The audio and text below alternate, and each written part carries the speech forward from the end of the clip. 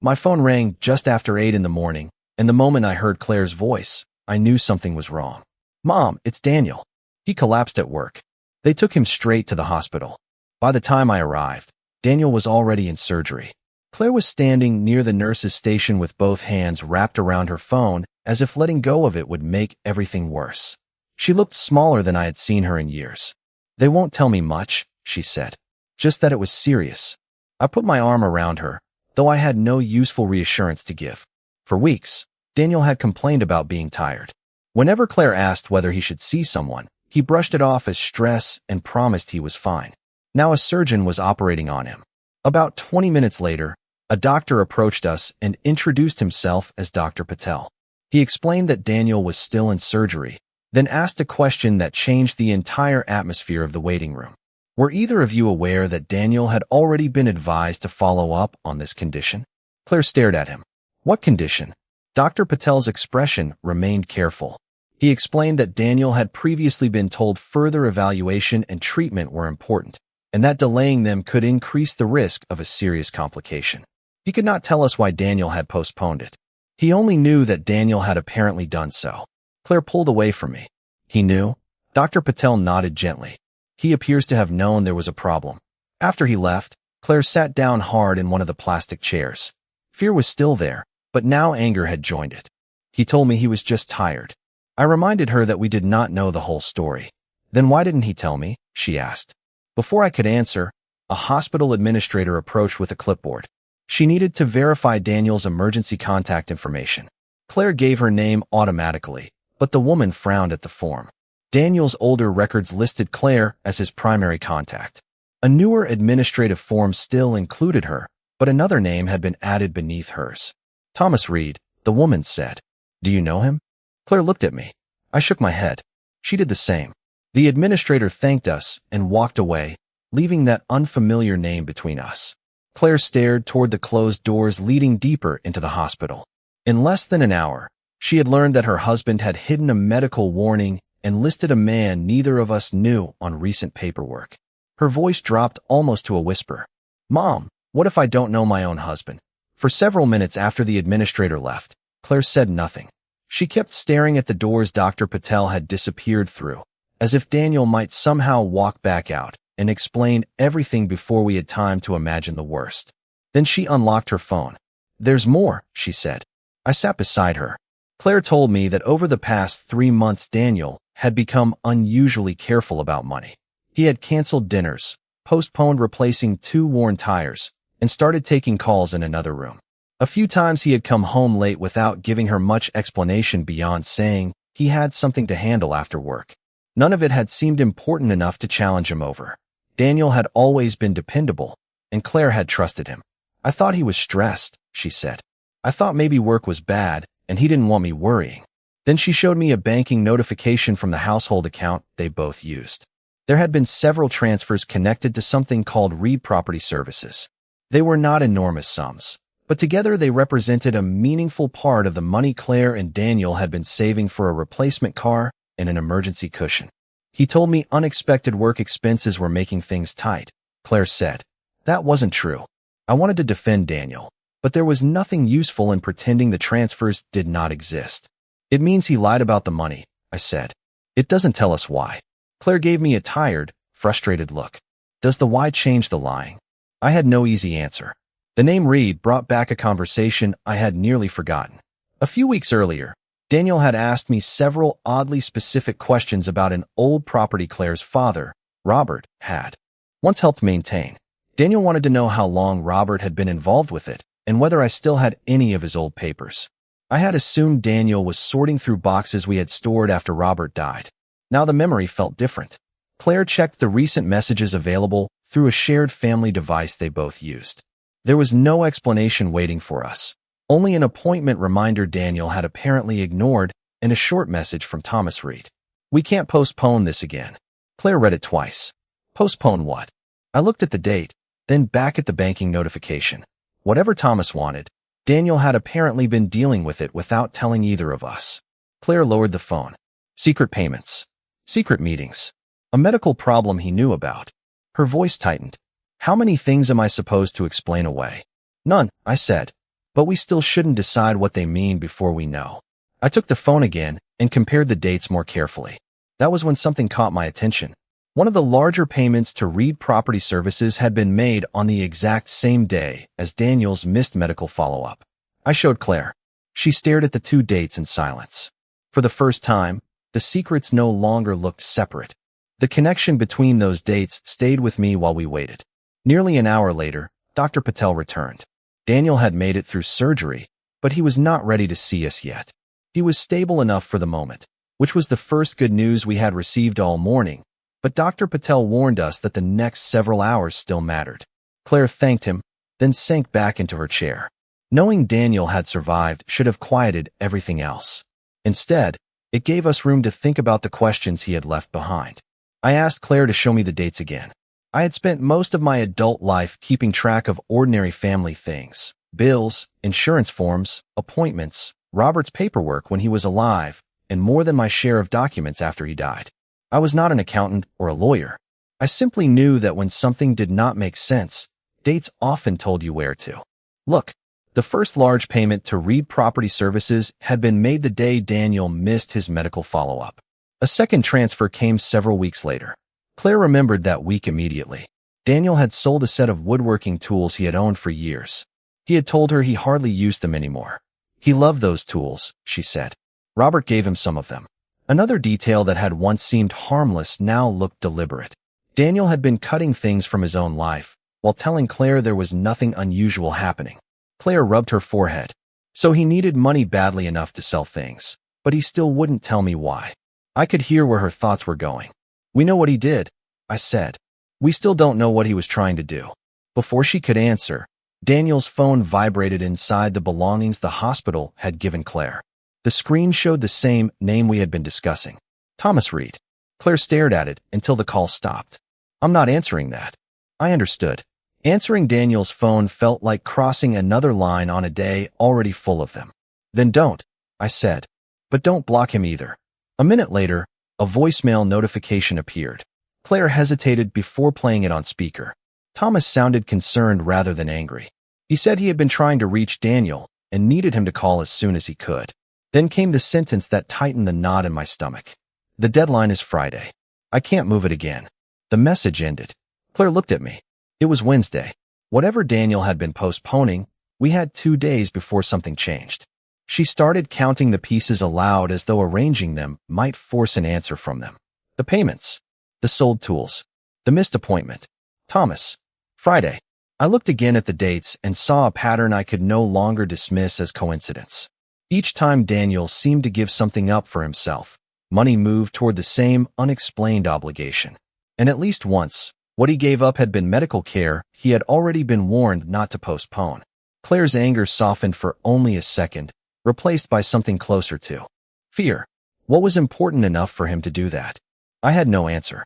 But for the first time, I was certain we were asking the right question. By Wednesday afternoon, Daniel had been moved out of surgery, but he was still too heavily sedated for any real conversation. Claire and I were allowed to see him briefly. Machines surrounded the bed, and the sight of him lying so still seemed to drain the anger from her face. She held his hand for less than a minute before stepping back. Outside the room, though, the questions returned. Call Thomas, she said. We used Claire's phone. When Thomas answered, I introduced myself and told him Daniel was in the hospital after emergency surgery. There was a long silence. Is he going to be all right? He asked. We hope so. But you left a message about Friday. I told him Claire was beside me and asked what Daniel had been dealing with. Thomas hesitated. He said there were details he did not feel comfortable discussing without Daniel, but the deadline made silence difficult now. He managed repairs and administrative matters for a modest property that Robert, my late husband, had once helped maintain. Hearing Robert's name stopped me. What does my husband have to do with Daniel's payments? Thomas explained carefully that the money Daniel had been sending was not for Daniel himself. Months earlier, Daniel had contacted him after finding old correspondence among family papers. Something Robert had been responsible for had never been fully resolved. Over time, repair costs, fees, and other obligations connected with the property had accumulated. Daniel had asked Thomas whether there was a way to address them without allowing the situation to worsen. Why didn't he come to us? Claire asked. Thomas said Daniel had repeatedly asked for more time. Thomas had granted several extensions because Daniel kept making progress and seemed determined to settle the matter properly. He could have walked away. He could have told us. He could have allowed the unresolved responsibility to reach our family directly. Instead, every time Thomas offered him another opportunity to change course, Daniel insisted he could handle it. Claire's expression hardened again. So he chose this. I can't speak for why he made that choice, Thomas said. But I can tell you one thing. Daniel wasn't making money from any of this. Not a dollar. That was the first fact we had learned all day that directly contradicted the picture forming in Claire's mind. The transfers were real. The lies were real. But whatever Daniel was hiding, he was not secretly enriching himself. I asked Thomas exactly what Robert had left unresolved. He paused again. I think Daniel should explain as much of that as he can when he's able. But with Friday coming, you may need to see the documents.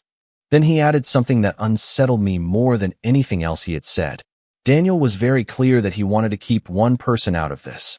Beside me, Claire closed her eyes. I knew immediately what she thought. So did Thomas. Mrs. Reed, he said gently. He wasn't talking about Claire. I tightened my grip on the phone. Then who?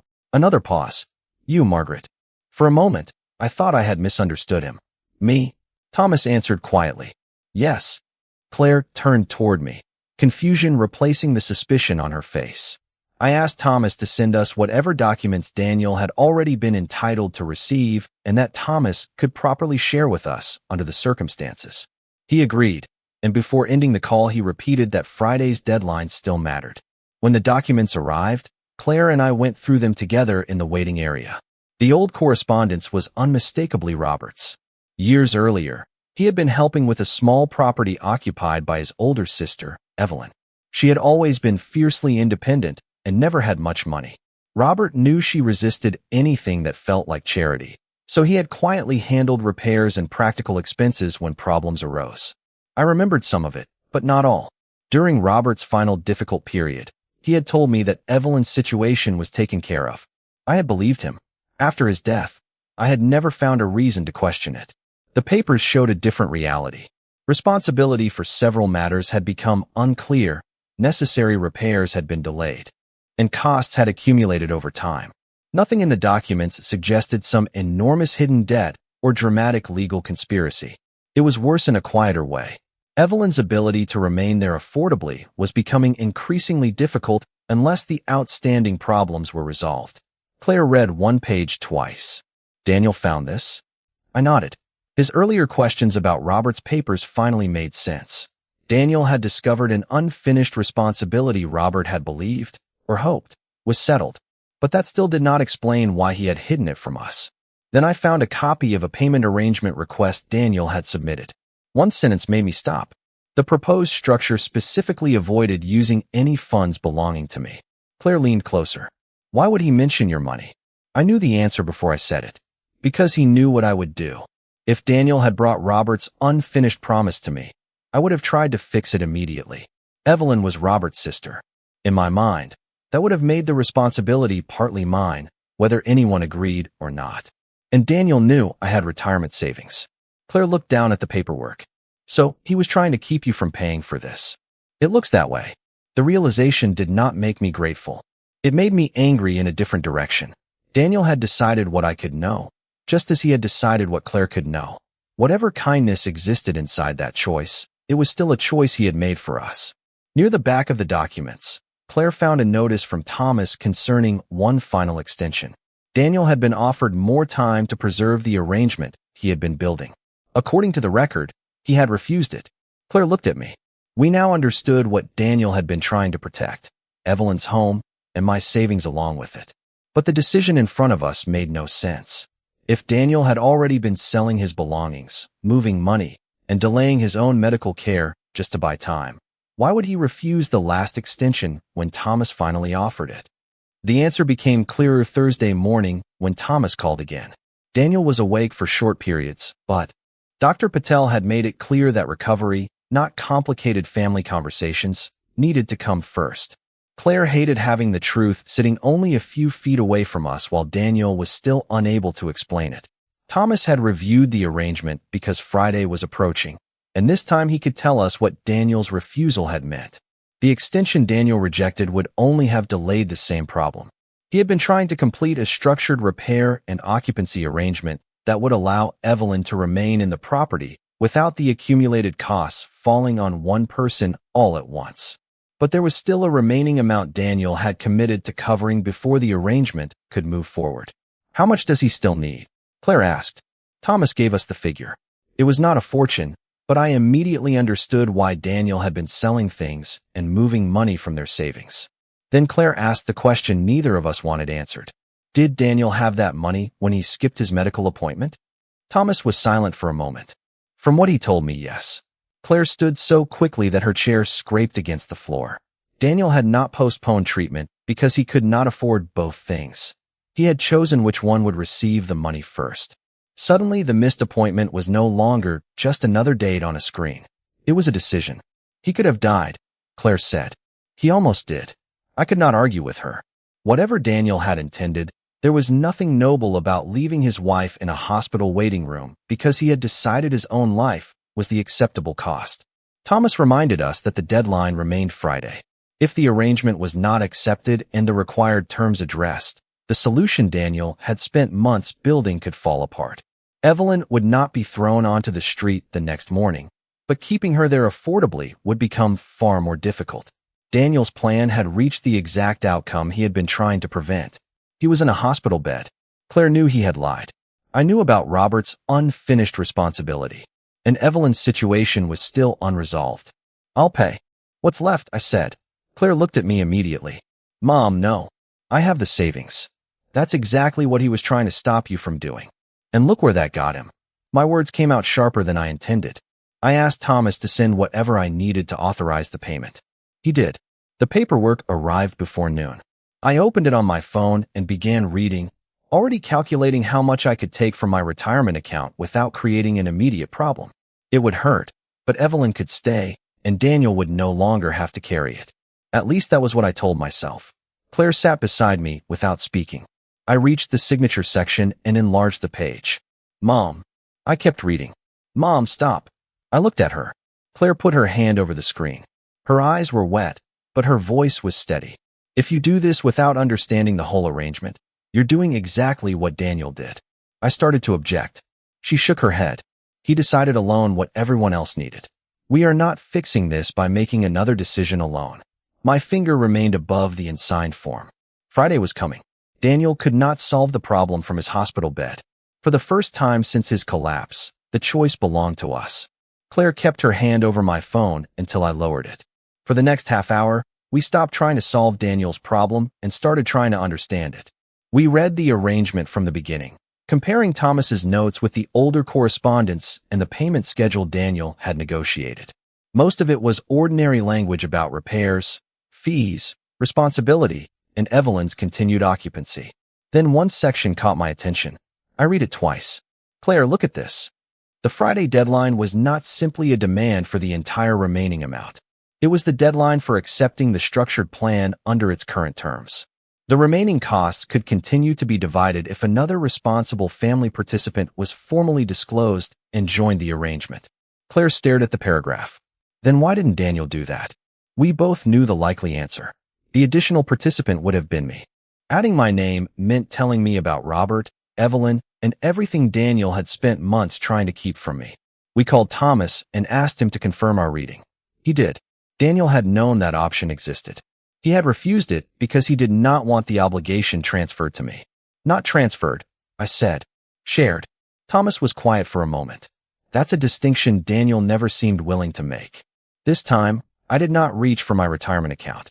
I agreed to become a disclosed participant under the structured plan, taking on a limited portion I could realistically manage without sacrificing the security Daniel had tried to protect. Claire made her own decision. She and Daniel had emergency savings left, though using part of them meant the replacement car they had planned would have to wait. "He doesn't get to decide alone what our savings are for," she said. "But neither do I. I'm choosing my part. It cost both of us something. That mattered. There was no stranger arriving with a check, no forgotten account large enough to erase the problem. Evelyn's repairs would still take time. Claire and Daniel would keep driving their aging car. I would have another obligation in retirement that I had not expected. But by Friday morning, Thomas confirmed that the arrangement could proceed.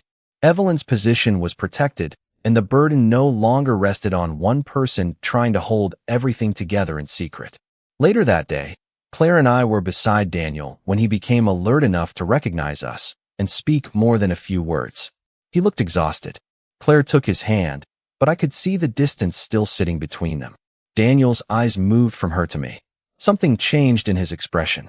Fear, perhaps, but not the kind I expected from a man recovering from emergency surgery. His voice was rough when he finally spoke. "Did your mom find out?" Claire looked at me, then back at her husband. Neither of us answered immediately. Daniel closed his eyes. That reaction told me something the documents never could. Even after nearly dying, he was still worried about the secret before he was worried about the money. Claire tightened her fingers around his hand. "Yes," she said. Daniel opened his eyes again. "Daniel," she continued, "I know what you were trying to do. What I don't know is why you thought doing it alone was worth this." Daniel looked at Claire for a long moment before answering. "Because I knew what would happen if I told you." His voice was weak, and Claire leaned closer to hear him. "What would happen?" He looked at me. "Your mom would pay it." I almost interrupted, but Claire shook her head slightly, asking me to let him finish. Daniel said that after Robert died, he had watched me step into every problem that touched the family. If Claire needed something, I helped. If Evelyn had trouble, I found a way to help. If there was paperwork nobody understood or an expense nobody expected, I treated it as mine before anyone could ask. "You always said you were fine," Daniel told me, "even when you weren't." Months earlier, while going through Robert's old papers, Daniel had found the correspondence concerning Evelyn. At first, he believed it was only an administrative mistake he could clear up with a few calls. Then Thomas explained how long the repairs and unresolved costs had been accumulating. Daniel understood immediately what would happen if he brought the problem to me. "You would have taken it out of your retirement," he said. "All of it, if that's what it took." I wanted to deny it. I could not. Claire asked why that meant he had to hide everything from her too. Daniel closed his eyes briefly. "Because you would have told her." Claire let go of his hand. The movement was small, but Daniel noticed. He explained that he had believed he could solve the problem before either of us needed to know. He contacted Thomas, arranged payments, sold his tools, and kept telling himself he was almost finished. Then his medical problem appeared. Dr. Patel had warned him not to keep delaying the follow-up. Daniel knew that. He also knew the money he had set aside for treatment could cover the amount needed to keep his arrangement moving. "So you chose Evelyn's house over yourself?" Claire said. "I thought I was buying a few weeks." "You almost bought yourself a funeral." Daniel looked away. There was nothing he could say to make that sentence less true. I finally understood the whole chain. He had not been hiding another life. He had been trying to finish one of Robert's unfinished responsibilities while protecting Evelyn's home and keeping my retirement intact. The sacrifice was real. So was the arrogance inside it.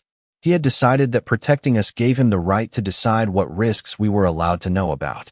"Robert's promise was never yours to carry alone," I told him. Daniel swallowed. "I thought I could finish it." "We did," Claire said. He looked at her. She explained that I had joined the structured arrangement and that she had committed part of their emergency savings. Daniel's face fell. "Margaret, I didn't want you paying for this." "I know." "Then everything I did." "No," I said. "You kept me from emptying my retirement account." That part worked. What didn't work was deciding the only alternative was carrying everything yourself. I told him exactly what we had done. I had accepted a limited responsibility I could afford. Claire had chosen her share. Thomas had confirmed the arrangement could proceed. Nobody had rescued anybody. Nobody had secretly sacrificed everything. Daniel looked at Claire again. "You shouldn't have had to do that." She took his hand once more. "Neither should you." For the first time since I reached the hospital, the question was no longer what Daniel had hidden. We knew. The harder question was whether the three of us could stop calling secrecy protection simply because it had been motivated by love. Daniel squeezed Claire's fingers weakly. "I'm sorry." Claire nodded, but she did not tell him everything was forgiven. "Get better," she said. "Then we're going to learn how to make decisions together." This time, Daniel did not argue. Daniel spent the next several weeks recovering, and nothing returned to normal as quickly as any of us might have wanted. Claire and Daniel still had difficult conversations ahead of them. The money they contributed to the arrangement meant the replacement car they had been planning would have to wait, and Daniel's follow-up appointments became fixed points on their calendar, rather than suggestions he could quietly postpone. Claire never treated his recovery like punishment, but she also refused to pretend that surviving surgery erased what had happened. Trust had been damaged by decisions made long before he entered that operating room, and rebuilding it required more than an apology beside a hospital bed. Evelyn remained in the property while the agreed repairs moved forward. I visited her after Daniel was well enough that I could leave the hospital without feeling I needed to watch every breath he took. Evelyn knew Robert had helped her over the years, but she had never understood how much he had tried to arrange quietly. Sitting with her, I finally understood why Robert had believed the matter was handled and how easily an unfinished responsibility could disappear beneath illness, grief, and years of assumptions. There was no second secret waiting for me there. No hidden fortune. No final document that made everything effortless. There was only a promise Robert had tried to keep, a problem Daniel had inherited without being asked, and a family that had nearly allowed good intentions to become another kind of harm.